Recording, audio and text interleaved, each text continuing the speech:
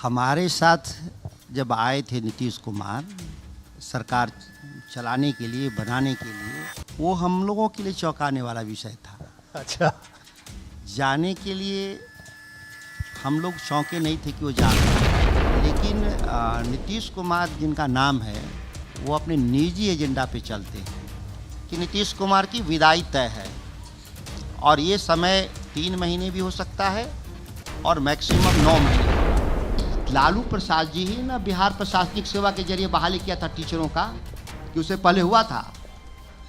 नहीं हुआ था, और उसके बाद भी नहीं हुआ, हम ही फिर किए। जब हमको अच्छे करने वाले को आप दोषी दे रहे हैं और जो नहीं किया उसकी आप चर्चा ही नहीं कर रहे हैं, ये भारी झंझट है। 19 साल में नीतीश कुमार ने शिक्षा व्यवस्था में कोई गुणात्मक बदलाव आया तो आपको बताना चाहिए था।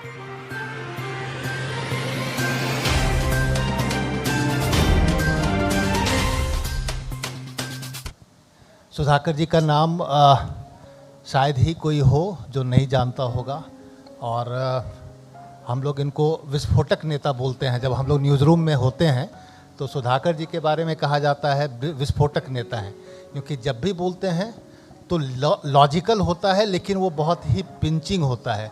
पिंचिंग उनके लिए जो कुछ ना कर रहे होते हैं या काम में रुकावट डाल रहे होते हैं, उसके लिए बहुत ही पिंचिंग होता है। और हमने कई बार ये नोटिस किया है कि न्यूज़ रूम में जब भी बड़ी खबर आती है, अगर उस बीच में कोई सुधाकर जी की खबर देखती है तो शायद उसको प्रायोरिटी दी जाती है कि सुधाकर जी की खबर पहले बनेगी, क्योंकि ये इनका जलवा है। ये इनके मतलब आप कह सकते हैं कि जो स्ट्रेट फॉरवर्ड जो बोलते हैं उसका ये है। सुधाकर जी, मैं सिर्फ पहला सवाल ये पूछना चाहूँगा कि जब इस बार सरकार बदली, मतलब फिर से बीजेपी की तरफ गए, तो सबको मतलब ये आश्चर्य हुआ। आपको हुआ था क्या? हमारे साथ जब आए थे नीतीश कुमार सरकार चलाने के लिए, बनाने के लिए, वो हम लोगों के लिए चौंकाने वाला विषय था। अच्छा। जाने के लिए हम लोग चौंके नहीं थे कि वो जा रहे हैं। सच ये है कि मैं सरकार का हिस्सा था तो कई अवसरों पे जो एक अलायंस गठबंधन के जो एजेंडा होते हैं वो सामूहिक होते हैं, लेकिन नीतीश कुमार जिनका नाम है वो अपने निजी एजेंडा पे चलते हैं। क्योंकि उनका दल उनको मैं कोई दलीय प्रतिबद्धता, वैचारिक प्रतिबद्धता वाला नेता मैं नहीं मानता, व्यक्ति केंद्रित तो राजनीति करते हैं। तो उन परिस्थितियों में उनके जितने निर्णय हो रहे थे वो मुश्किल से ही अपने सहयोगी दलों के लिए स्पेस क्रिएट कर रहे थे।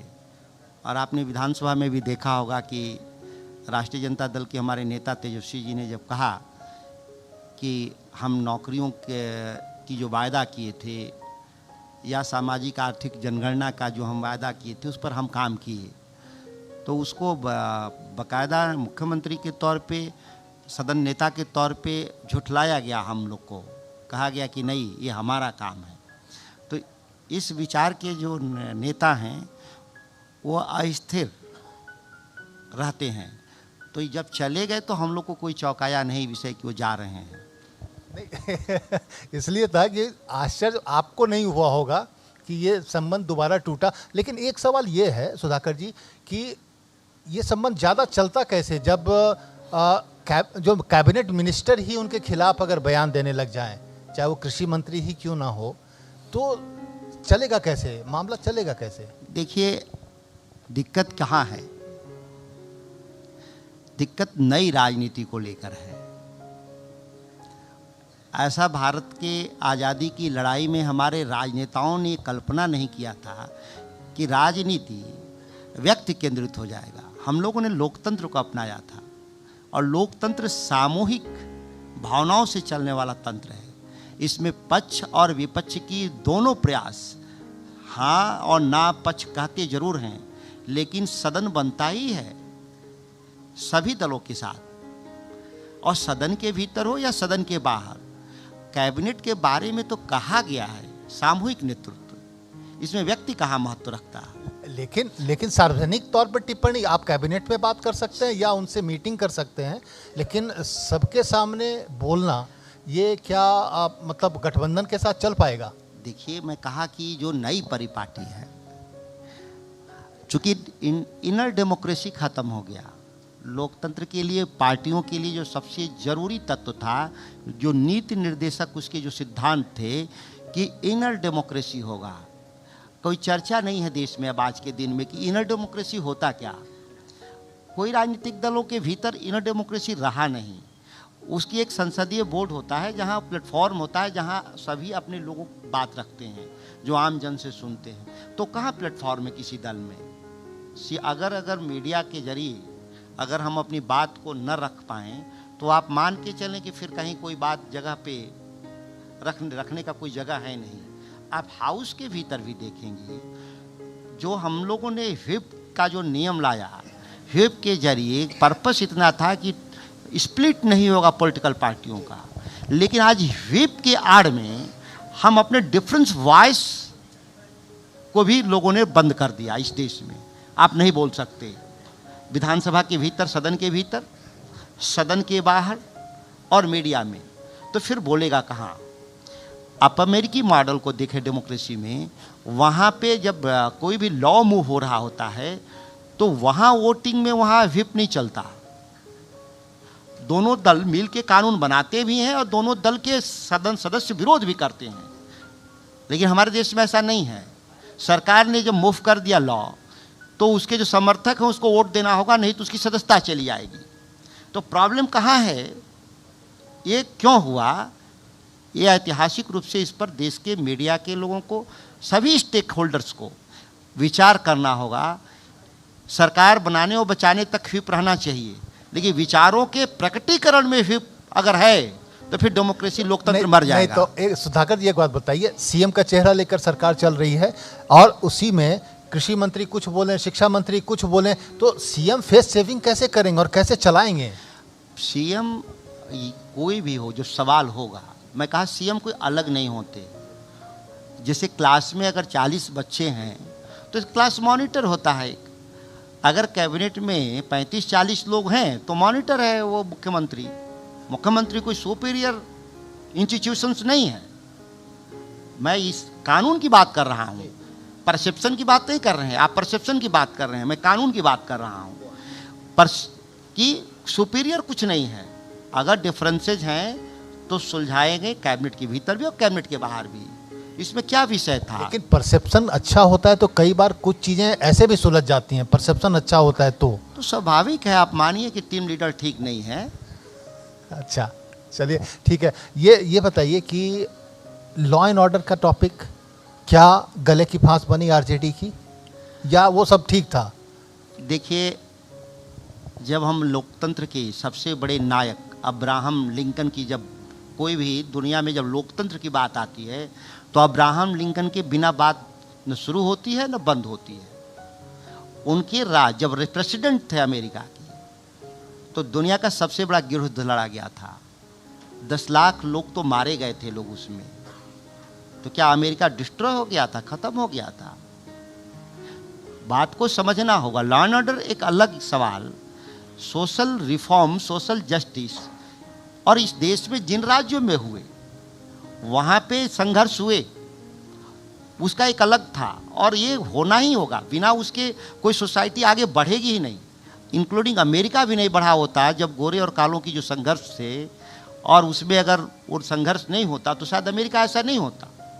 बिहार लेट शुरू हुआ सोशल जस्टिस का काम, उसमें हुए, लेकिन चीज़ें तो उसी दौर में ख़त्म हो गई थी। आप अच्छी तरह से बेलछी बिहार में पहला नरसंहार था, वो कब हुआ था? 79 में। और अंतिम हमारे यहाँ नरसंहार कब है? 2000 में। 2000 के बाद, जबकि जनता दल, राष्ट्रीय जनता दल की सरकार तो 2005 तक चली है। मतलब वो टेन्योर को देखिए आप, तो लगभग वो 20-21 साल का रहा। और ये कई राज्यों में ऐसा रहा, बंगाल, पश्चिम बंगाल में भी रहा, आप तमिलनाडु में भी रहा, अलग अलग समयों पे रहा। तो ये उसमें कांग्रेस का भी कार्यकाल का दलेल चक बघौरा कांड किसके ज़माने में था? उस समय तो राष्ट्रीय जनता दल नहीं था। औरंगाबाद का एक प्रमुख घटना थी, कांग्रेस का ही रिजिम था। तो ये इस दौर में जो लोग शासन किए, सभी राजनीतिक दल शासन किए, जनता पार्टी भी किया, कांग्रेस ने भी किया, राष्ट्रीय जनता दल ने भी किया, और राष्ट्रीय जनता दल के साथ तो भाजपा भी था। अगर हम जनता दल अगर हम देखें 90 से 92 2 साल में वो भी लोग थे। तो ये किसी एक राजनीतिक दल पे आरोप नहीं जा सकता, एक राजनेता पे भी आरोप नहीं जा सकता, लेकिन उस दौर में सभी दोषी हैं।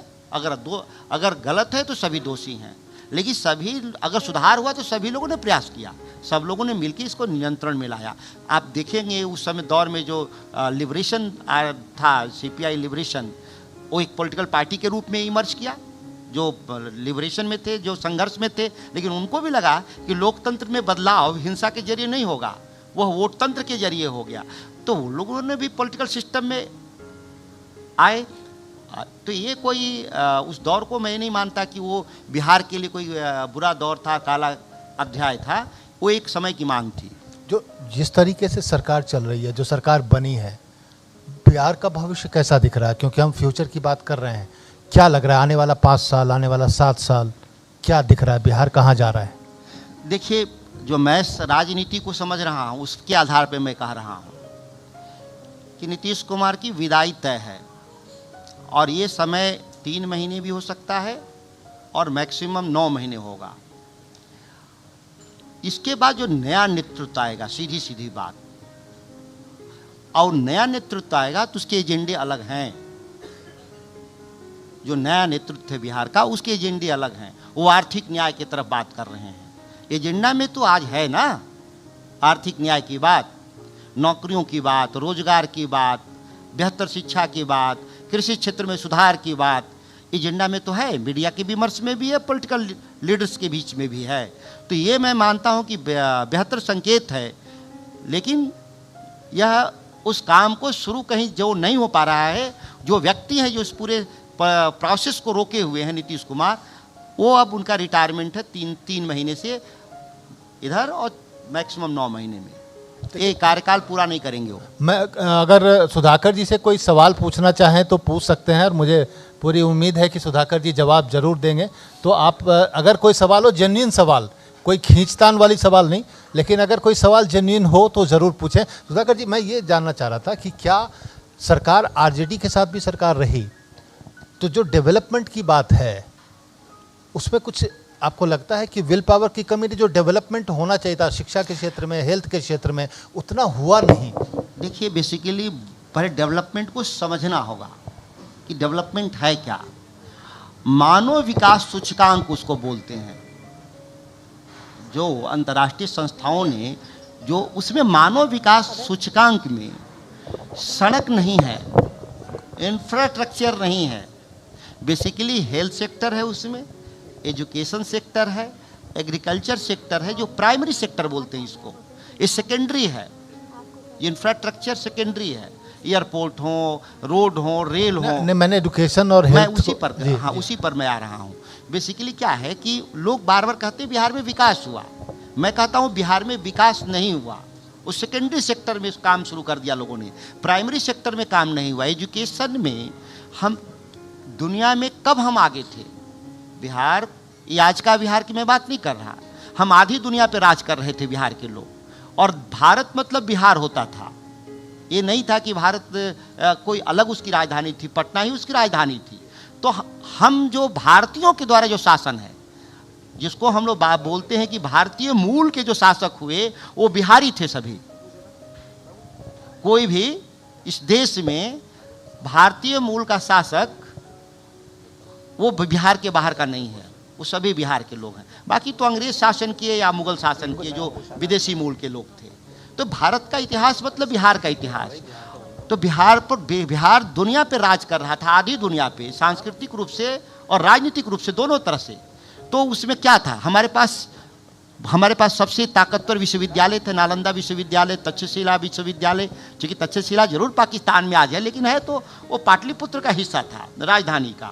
या विक्रमशिला, जितने भी 18 है विश्वविद्यालयों के बारे में। ये तारेगना जिसको बोलते हैं, जहाँ आर्यभट्ट ने जन्म लिया, वो भी विश्वविद्यालय था। तो ठीक है कि बहुत सारे अभी रिसर्च बाकी है। तो ये जो विश्वविद्यालय जब तक थे, हम दुनिया पर राज कर रहे थे, आर्थिक रूप से, सामाजिक रूप से, सांस्कृतिक रूप से। तो शिक्षा तो महत्व रखता है। एक खत्म होता है 2007वीं सदी में, और 7वीं सदी के बाद बिहार की ही नहीं अवनति होती है, पूरे देश की अवनति होती है। हम एक अंधकार काल में चले गए, पूरा देश के लोग। और आज भी मैं मानता हूँ कि शिक्षा में जो निवेश होना चाहिए, जो हमारे पास रिसर्च इंस्टीट्यूट होने चाहिए, वो दूर दूर तक नहीं है। देश भर की मैं बात करता हूँ, बिहार उसमें ज़्यादा दोषी है। मतलब हम एक गुणवत्तापूर्ण शैक्षणिक संस्थानों का हम निर्माण नहीं कर पा रहे हैं। तो इसमें इंक्लूडिंग आरजेडी सरकार शासन भी, मैंने कहा सभी लोग। अब मैंने क्या कहा, 7वीं सदी से 20वीं सदी तक, इस 1300 सालों में हमने कोई विश्वविद्यालय राष्ट्रीय जनता दल के ढहा तो नहीं दिए। जो बने थे उसको चला रहे थे।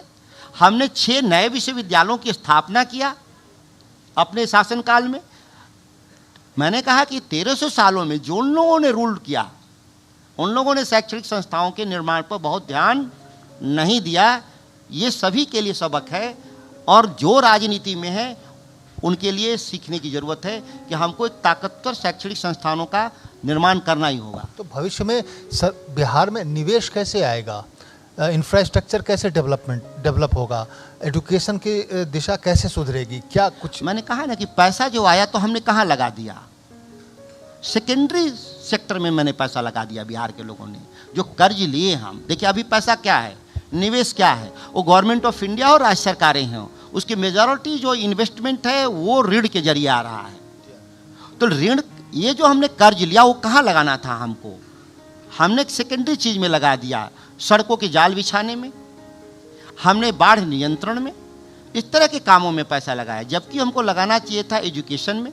तो केवल एक एजुकेशन में हम पैसा निवेश कर दें तो करीब करीब 1 लाख करोड़ जो पैसा बाहर छात्रों पे खर्च कर रहे हैं बिहार के लोग, 1 लाख करोड़ रुपया बचेगा। हमारा बजट ही है जी बिहार का 2,72,000 करोड़, उसमें हम 1 लाख करोड़, इस बिहार के लोग तो दूसरे राज्य में केवल पढ़ने के लिए बच्चों पे खर्च कर रहे हैं। हर साल हम डिनाई करते हैं 9 लाख इंटरमीडिएट में पास 15 लाख होते हैं, और 6 लाख ही उच्च शिक्षा में हमारे पास सीटें हैं। 9 लाख लोगों को हम डिनाई करते हैं सीधे सीधे, अकोमोडेट नहीं। मैं कड़ा शब्द इस्तेमाल कर रहा हूं। हम पढ़ने के लिए मना करती है बिहार की सरकार कि मेरे पास जगह नहीं है, आप जहन्नुम में जाइए। ये 9 लाख कहाँ जाते हैं?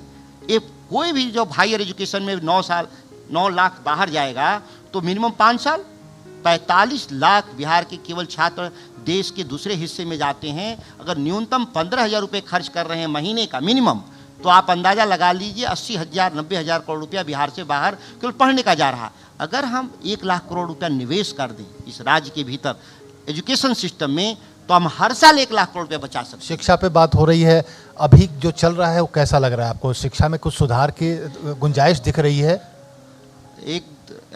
मैं कहता हूँ रेडिकल चेंजेज है।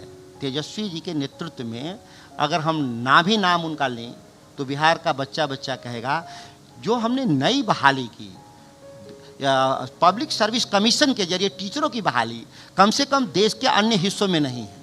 ये बिहार यूनिक स्टेट हुआ जो बिहार पब्लिक सर्विस कमीशन से लोगों की बहाली की। और जो रफ्तार है, जो सेंक्शन पोस्ट हैं और जो रफ्तार है, मुझे उम्मीद है कि आने वाले समय में ये केवल इससे रोजगार हमने नहीं दिया, बिहार बदलेगा। क्योंकि हमारे गांव के जो स्कूल में जहाँ 6 टीचर की ज़रूरत थी वहाँ 2 टीचर थे, जहाँ 9 टीचर की ज़रूरत थे वहाँ 4 टीचर थे। वो टीचर जो गए हैं तो इसका थोड़ा असर आएगा, वक्त लगेगा। क्योंकि कोई भी बीज एजुकेशन ऐसा बीज है जिसको हम रोपते हैं तो उसका परिणाम 20वें 18वें साल में आता है। तो primary education, secondary education improve करेगा जो हमारी इस बहाली के जरिए, और टीचर गए हैं गाँव में। और पोस्टिंग में भी सरकार ने ट्रांसपेरेंसी रखी थी कि जहाँ टीचर की ज़रूरत थी वहाँ लोगों को भेजा। ये नहीं था कि उनको बाज़ार में शहरों में रख दिया, ये नहीं। पोस्टिंग का पहला प्रायोरिटी था जहाँ सबसे अधिक कम टीचर हैं वहीं पहले जाएंगे।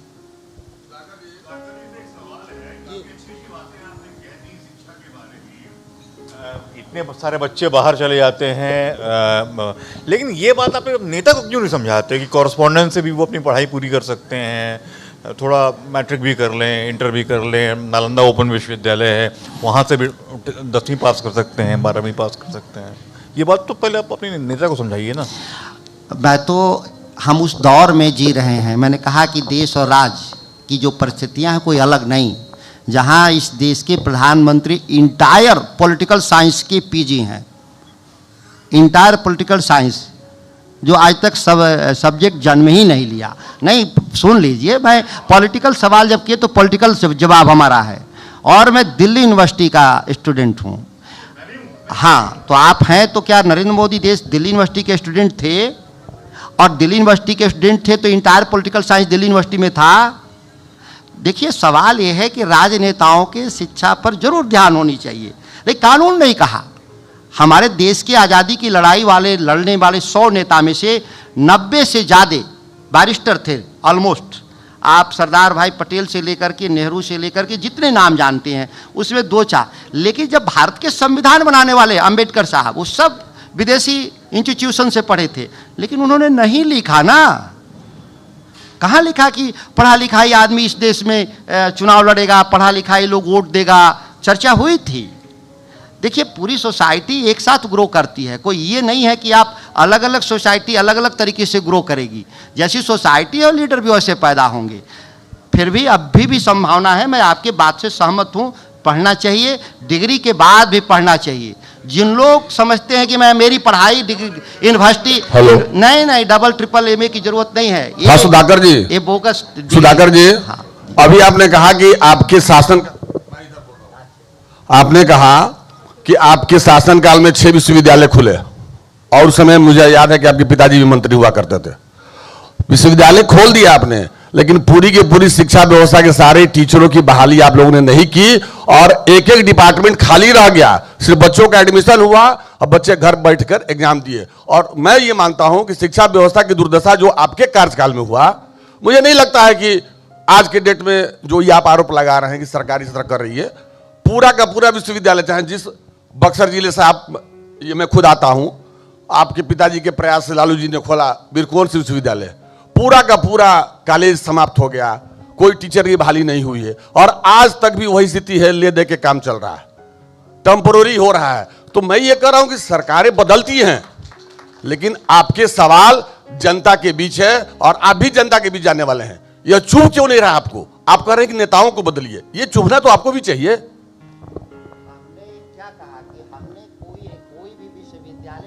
दिया हो तो नाम बता दीजिए।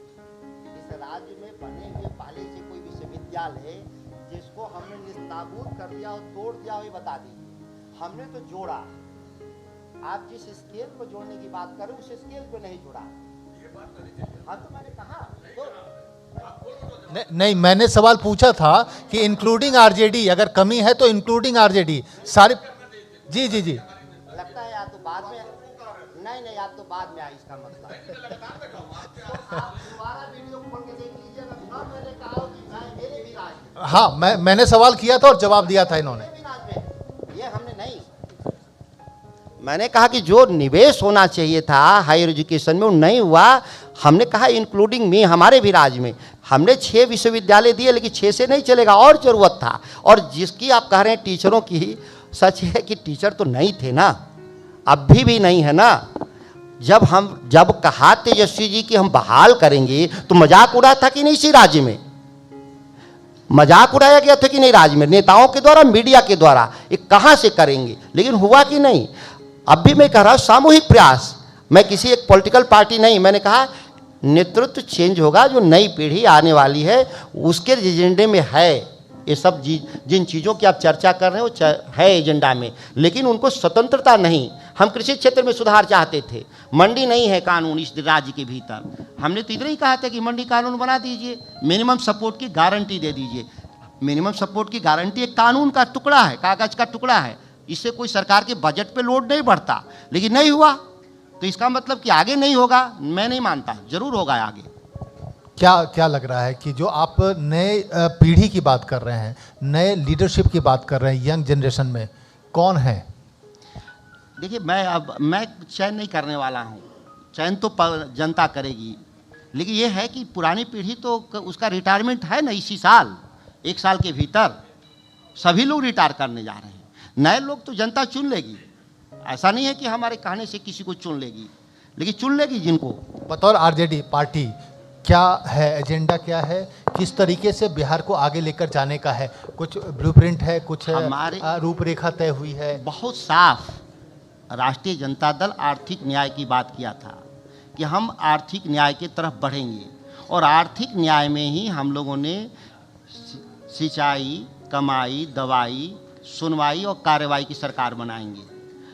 सिंचाई का मतलब ही तो कृषि क्षेत्र में रिफॉर्म, दवाई हेल्थ सेक्टर है ही है, पढ़ाई भी हमने कहा था। यही 5 इंफ्रास्ट्रक्चर की बात हम लोगों ने किया था और लोगों ने मतदान भी किया था, और इसमें अब काम बढ़े। हमारी मेजॉरिटी की सरकार नहीं थी, हम एक सहयोगी थे, हम बड़े दल होकर एक छोटी भूमिका में थे, और उस छोटी भूमिका पे भी सवाल है कि हम लोग सवाल कर रहे थे सरकार में, मतलब हम लोग दोषी थे। आज भी लोगों के जेहन में है कि राष्ट्रीय जनता दल के दोषी लोग थे। हम लोगों ने कहा भी क्या था कि इसको करना है हमको, सवाल तो मुख्यमंत्री से था। जिस तरीके से जब भी आरजेडी का शासन आता है तो क्या भय दिखाया जाता है, ये आप समझ सकते हैं। क्या उस मतलब स्टैंप से छुटकारा मिल पाएगा आरजेडी को? राष्ट्रीय जनता दल शाश्वत है इस राजनीति में, ये कभी समाप्त होने वाला विषय नहीं है, क्योंकि राष्ट्रीय जनता दल वैचारिक आधार पर बनी हुई पार्टी है। व्यक्ति बदलेंगे, वो आते जाते रहेंगे। नीतीश कुमार व्यक्ति केंद्रित पार्टी हैं, बिना विचार की पार्टी हैं, इसीलिए वो नहीं रहेंगे। एक सवाल सर, एक प्रश्न है मेरा। आज का टॉपिक है भविष्य का बिहार। आप जब सर कृषि मंत्री थे तो बड़ा बारीकी से सर आपको हम लोग फॉलो करते थे, और बहुत अच्छा लगता था जिस तरीके से आप सर बेबक होके आप अपना भावनाओं को, अपने नीतियों को स्पष्ट करते थे। लेकिन क्या आपको लगता है जब आप जैसे कद्दावर नेता को सर सुना नहीं गया, आपके पार्टी आपके साथ खड़ा नहीं हुआ, तो क्या बिहार का भविष्य सही हाथों में है? एंकर साहब तो मुझे दोषी माने थे कि नहीं हमारा सवाल ठीक नहीं था, लेकिन पहली बार उधर से आपका समर्थन आया है तो इसके लिए हम धन्यवाद देते हैं। मेरे मुद्दे सही थे, मेरे कहने के तरीके कड़े होंगे, मेरे कहने के तरीके हो सकता है गलत हों, हम उतने परिपक्व राजनेता न हों, लेकिन मैंने कहा भी कि मैं इस पद पे ना रहूं, मेरी ज़रूरत नहीं है कोई कि हम इस पद पे रहें, काम तो कर दें। मैंने यहाँ तक प्रस्ताव रखा था कि एक जीवन में 100 सवाल नहीं सुलझेंगे, 1-2 सवाल सुलझा ले जीवन तो उसको हम लोग मानते हैं धन्य हो गया जीवन। हमारा कृषि का ही सवाल में 2 सवाल था। मैंने कहा था कि मंडी कानून बना दीजिए, और दूसरा हमने कहा था कि मिनिमम सपोर्ट की गारंटी दे दीजिए, और मैं राजनीति से विदा हो जाता हूँ। मैंने एक लाइन मैंने स्टैम्प पेपर पे लिख के देने के लिए तैयार था, मैं राजनीति से विदा हो जाता हूँ, 5 साल काफ़ी है मेरे लिए, 2 मुद्दे सुलझा दीजिए। अब इससे ज़्यादा तो मैं कुछ कह नहीं सकता था बैठे हुए जो सरकार में है, और इससे ज़्यादा कोई शहादत भी नहीं हो सकता। पद छोड़ने से बड़ा कोई शहादत नहीं होता, लेकिन हम उन मुद्दों को छोड़े नहीं हैं। हम लगातार कार्यक्रम कर रहे हैं बिहार में, 20 जिला गए हैं, 20 जिला और जाएंगे, और पटना में भी बड़ी सभा करेंगे इसको लेकर के। सुधाकर जी, बस एक सवाल की फ्यूचर को लेकर आरजेडी एज ए पार्टी क्या सोचती है और क्या एजेंडे में है, क्या ब्लूप्रिंट है? जो आप बोल रहे थे वो शायद कंप्लीट नहीं कर पाए। हम ज़्यादा नहीं, 2 मिनट में ही, हम लोगों का एकदम है कि जो प्राइमरी जो सेक्टर है, जो एजुकेशन और हेल्थ, इस 2 के जरिए हम व्यापक बदलाव लाएंगे। व्यापक बदलाव एजुकेशन में जो ही होगा, उसमें स्किलिंग भी होता है। सर्विस सेक्टर के लिए जो ज़रूरत है लोगों को, जो स्किल्ड लोग को चाहिए, वो एजुकेशन के ही जरिए आएगा। हेल्थ सेक्टर के जरिए हम पूरे चीज़ों को, हम ह्यूमन इंडेक्स को इम्प्रूव करते हैं। बेसिकली एक बहुत छोटा एग्जाम्पल मैं दे रहा हूँ। जब चीन 1970 के दशक में जब वो प्लान कर रहा था कि हमको विश्व लीडर बनना है, तो उसने अपने वहाँ के लोगों के खान पान के तरीके को बदल दिया था, और एवरेज जो हाइट जो चीनी लोग का है, वो एवरेज हाइट बढ़ गया केवल खान पान के तरीके से। जो माल न्यूट्रिशन की जो ज़रूरत है, जो हेल्थ के लिए ज़रूरी है, उसके चीज़ों को उसने बदला। और आज पहले जो चीनी छोटे कद के लोग माने जाते थे, कमज़ोर लोग माने जाते थे, उनका आज सबसे ताकतवर, और एक स्वस्थ शरीर के भीतर स्वस्थ दिमाग रहता है। कमज़ोर शरीर के भीतर स्वस्थ दिमाग नहीं हो सकता, यह विज्ञान करता। मैं मूलतः आर्ट्स का विद्यार्थी हूँ, शायद मेरी बातों में चूक हो रहा होगा तो आप उसको अन्यथा में न लें, लेकिन जो मेरी जानकारी है तो ये 2 सेक्टर में हम बदलाव, और बिहार एक सबसे युवा राज्य है लोगों के लिए, और एक इसको हम मानते हैं कि ये हमारे लिए प्रीमियम के रूप में है एज, जो युवा जो आबादी है। लेकिन अगर हम लोग नहीं काम की, एजुकेशन के सेक्टर में, हेल्थ के सेक्टर में इम्प्रूवमेंट नहीं लाए तो हमारे लिए बेसिकली डिजास्टर होगा, अराजकता की स्थिति में हम बिहार के लोग चले जाएंगे।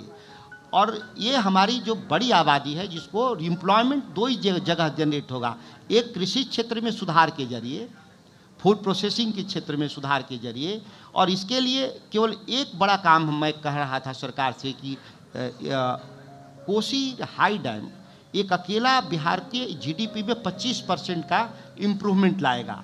और दूसरा ये था कि मंडी होनी चाहिए, मंडी कानून होना चाहिए, प्लेटफॉर्म होना चाहिए, और एक हमारे लिए मिनिमम सपोर्ट की गारंटी होनी चाहिए। ये 2-3 बदलावों में बिहार की मोस्टली जो हमारे जो प्रॉब्लम है वो एक कोरलेट है, एक इंटरलिंक है, वो सीधे अपने आप ठीक होने लगेंगे। तो क्या लग रहा है कि 5 साल में भविष्य बिहार का क्या है, कहाँ तक पहुँचना चाहिए? मैंने सोचा भी था कि 2030 बिहार कहाँ होगा, मैंने किताब भी लिख रहे हैं। आप ठीक कह रहे हैं, बेहतर हम उम्मीद करते हैं, बेहतर उम्मीद करते हैं, बेहतर होगा। सब नए जनरेशन के लीडर बहुत उत्सुक हैं बिहार को बदलने के लिए, और उस बिहार जो पिछड़ा बिहार का जो तगमा है उसको हटाने में सबको रुचि है। उम्मीद है कि बहुत जल्दी ये काम शुरू होगा। ये पिछड़ा बिहार का तगमा हटाने के पीछे सुधाकर बाबू, आपसे एक सवाल है कि 6 विश्वविद्यालय के बारे में आपने बताए।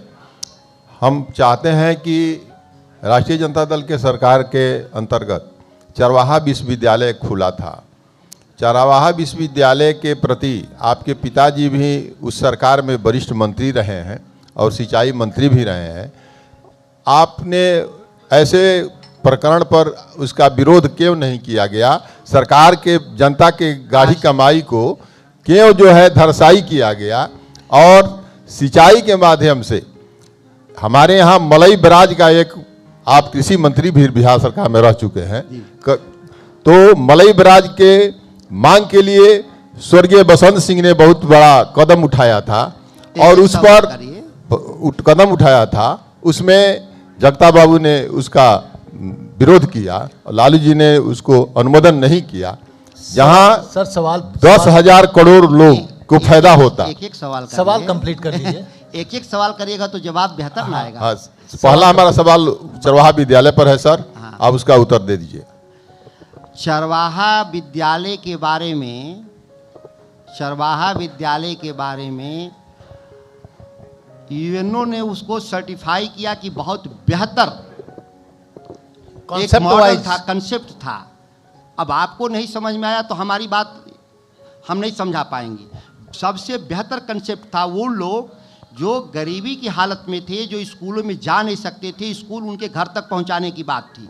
और ये हम नहीं, इस कंसेप्ट को विश्व बैंक से लेकर के दुनिया की सभी तमाम एजेंसियों ने उसकी प्रशंसा किया था। क्यों बंद किया गया ये हमको नहीं मालूम। कन्वेंशनल और अनकन्वेंशनल दोनों तरीके से शिक्षा दी जाती है। पहले आश्रम में जाना पड़ता था पढ़ने लोगों को, भगवान राम को आना पड़ा था अयोध्या से, बक्सर आना पड़ा था पढ़ने के लिए। फेल इसलिए हुआ जब आप ही एक दर्शक के रूप में आलोचक, आप ही वो मतदाता भी हैं ना, जब आलोचक हैं तो स्वाभाविक है कि आज 2-4 साल आलोचना के बाद लोग पीछे हट जाते हैं। ये मैं इसलिए कह रहा हूं कि लालू प्रसाद जी ही ना बिहार प्रशासनिक सेवा के जरिए बहाली किया था टीचरों का, कि उससे पहले हुआ था? नहीं हुआ था, और उसके बाद भी नहीं हुआ, हम ही फिर किए। जब हमको अच्छे करने वाले को आप दोषी दे रहे हैं और जो नहीं किया उसकी आप चर्चा ही नहीं कर रहे हैं, ये भारी झंझट है। 19 साल में नीतीश कुमार ने शिक्षा व्यवस्था में कोई गुणात्मक बदलाव आया तो आपको बताना चाहिए था। एक सवाल सीमा फैजी।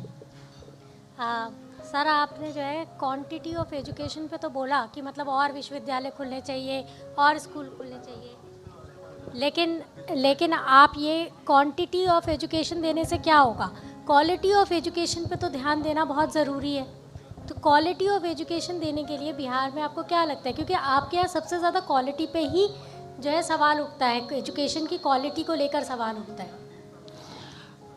इस देश में क्वालिटी एजुकेशन के आधार पे जॉब कितना है?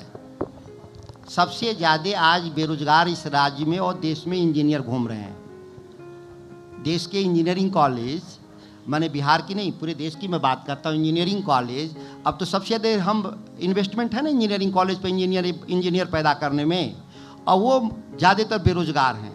बेसिकली क्या है कि हमारे पास कितना स्पेस है क्वालिटी एजुकेशन के लिए और कितना मीडियम जॉब के लिए और कितना लो ग्रेड जॉब के लिए स्पेस है। आप केरल को एग्जांपल बताइए, पूरा देश नहीं दुनिया को केरल के लोग हेल्थ के सेक्टर में सुपरवाइजर के तौर पे, नर्सेज के तौर पे और टीचर के तौर पे वो दे रहे हैं। ये मेरा सवाल आपसे यही था कि इंजीनियर तो पैदा कर रहे हैं, लेकिन उन इंजीनियर्स को अपनी जो एजुकेशन है, अगर आपको नौकरी नहीं मिल रही तो आप स्टार्टअप में जाइए, आपको और दूसरे तरीके से उसको वाइडर करना नहीं आ रहा है। तो क्या आपको नहीं लगता कि जब ऑलरेडी एक स्टैग्नेशन आ गया एजुकेशन के अंदर में नौकरियों को लेकर, तो हमें ज़रूरत इस चीज़ की ज़्यादा है कि हम उसके स्कोप को वाइडर करें और ऐसे उनको चीज़ें सिखाएं जिससे जो है उनको नौकरी पे ही सिर्फ डिपेंडेंट ना होना पड़े, वो स्टार्टअप्स की तरफ भी जा सके। मैडम आपने ठीक समझा कि हमारे लिए बहुत अवसर है इस देश में नौकरियों का। छोटी नौकरियां भी अवसर पैदा करती हैं मैन्युफैक्चरिंग सेक्टर में, सर्विस सेक्टर में। ये जो हमारे यूनिवर्सिटी है बेसिकली वो रिसर्च के पर्पस से जो हमारे आईएएस बनाने के लिए, आईआईटीएंस बनाने के लिए, वो बड़े लोगों के लिए हम ज़्यादा उस पर निवेश कर रहे हैं। हमारा इन्वेस्टमेंट बढ़ना चाहिए प्राइमरी एजुकेशन पर। हम प्राइमरी एजुकेशन पे फोकस ही नहीं कर पा रहे हैं, वो राज्य हो या देश के स्तर पे हो। अभी भी वो मिड डे मील से ज़्यादा मॉनिटरिंग नहीं सरकार चाहती। और प्राइमरी एजुकेशन में हम दिल्ली में भी थे, नगर पालिका के जितने हमारे स्कूल थे वो शेड में चलते थे, एस्बेस्टस में चलते थे, हम अपने आँखों से देखे। तो ये चीज़ मेरा कहना है कि इन्वेस्टमेंट प्राइमरी और सेकेंडरी एजुकेशन पे ज़्यादा ज़रूरत है। हायर एजुकेशन अगर छोड़ भी दें तो निजी क्षेत्रों में और दुनिया में बहुत लोग लगे हैं, इन्वेस्टमेंट कर रहे हैं, वो चला लेंगे। सर एक सवाल मेरा है, बिहार के अंदर ऐसा कहा जाता है कि आईएएस अफसर सबसे ज़्यादा निकलते हैं और हर क्षेत्र के अंदर मतलब अगर देखा जाए भले ही वो बिजनेस हो या नौकरियाँ हो, हर जगह आपको बिहारी देखने को मिलेगा। लेकिन जहाँ बात शिक्षा की आती है तो यहाँ पर शिक्षकों का, अब जैसे कि अभी हाल ही में टाइमिंग को लेकर के पाठक जी की तरफ से काफ़ी ज़्यादा स्ट्रिक्टनेस बरती गई।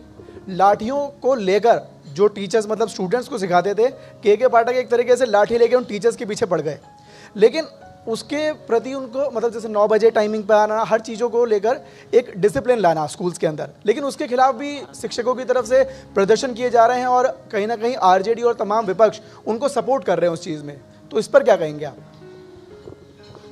देखिए, टीचरों के जो अवधारणा और प्रदर्शन आंदोलन है वो उनकी यूनियन है, उसके वो जरिए करते हैं। राजनीतिक दलों का बहुत उस पर प्रोटेक्शन नहीं है। कुल मिलाकर के टीचर पढ़ाएं, इसके बारे में सबकी सहमति है। केवल जो टाइमिंग को लेकर के है, जो पाठक जी से, वो तो मुख्यमंत्री, राज्य के मुख्यमंत्री ने भी कहा कि 10 से 4 चला लो, पहले भी चलता था अभी भी चला लो। तो ये थोड़ा टाइमिंग का डिस्प्यूट है, लेकिन इसके लिए इतना बड़ा इशू नहीं बनाने की ज़रूरत है, ना पॉलिटिकल पार्टियों के द्वारा, ना टीचरों के द्वारा, और ना एक मीडिया में भी लोग हैं क्योंकि चैनल तो आप ही बिना डिजिटल प्लेटफॉर्म का बात तो कहीं जाती नहीं, तो बंद कर दीजिएगा तो अपने आप बंद हो जाएगा आपका आंदोलन। अगर न दिखाएं टीवी चैनल वाले तो किसकी बातें आज चलने वाली है। आंदोलन चलता है तो इसके लिए एक मीडिया भी बड़ा जिम्मेदार है कि वो उतना स्पेस उसको देती है कि उस मुद्दे को कितना चलाना चाहती है। तो एक है इशू, सभी स्टेक होल्डर सुलझा लेंगे इस मसले को। चलिए, आपको जैसे उम्मीद थी सुधाकर जी ने सारे सवालों जी आप सर एक सवाल मेरा भी है आखिरी सर, आखिरी सवाल। सर अभी ऐसा चल रहा है कि जितने भी मंत्रालय थे आरजेडी के पास उन सब पे कार्रवाई हुई, मुख्यमंत्री भी बोल रहे थे कि खेला हुआ है। तो क्या आपको ऐसा लगता है कि आपके पास जो भी मंत्रालय थे उसमें धांधली हुई है या फिर सिर्फ एक पॉलिटिकल निश्चित तौर स्टंट पे है? धांधली हुआ है 19 साल में।